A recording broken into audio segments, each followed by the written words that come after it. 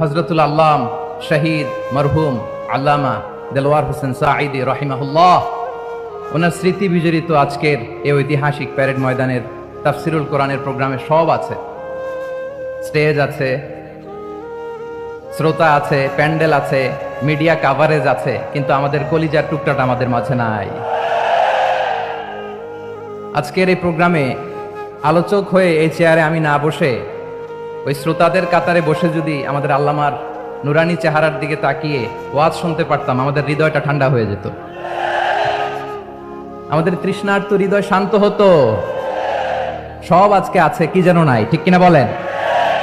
আল্লাহ তাআলা প্রতি 100 বছরে একজন মুজাদ্দিদ পাঠান, প্রতি 100 বছরে একজন মুজাদ্দিদ, যিনি সমাজকে সংস্কার করেন।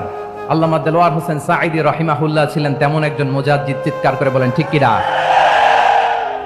উনি শিরক বিদআতের আস্তানাকে তছনছ করে দিয়েছেন, তাওহীদের বাণীকে সমুন্নত করেছেন, গণমানুষের কাছে তাফসিরুল কোরআনকে জনপ্রিয় করেছেন। আজীবন তিনি ইসলামকে বিজয়ী শক্তি হিসেবে দেখার স্বপ্ন দেখতেন।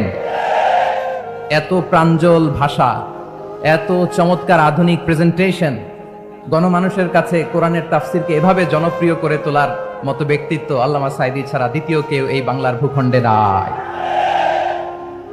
এই যে তাফসিরুল কোরআন, এই যে টার্মিনোলজি, এই টার্মটাই উনি আসলে জনপ্রিয় করেছেন। আমরা আগে জানতাম না যে এভাবে তাফসির করা যায়, এভাবে scientific indications of the Holi কোরআনকে মানুষের কাছে পেশ করা যায়, এভাবে এত জীবন ঘনিষ্ঠ করে, এত ইন্টারঅ্যাক্টিভ করে কোরআনের কথাগুলো মানুষের কাছে উপস্থাপন করা যায়।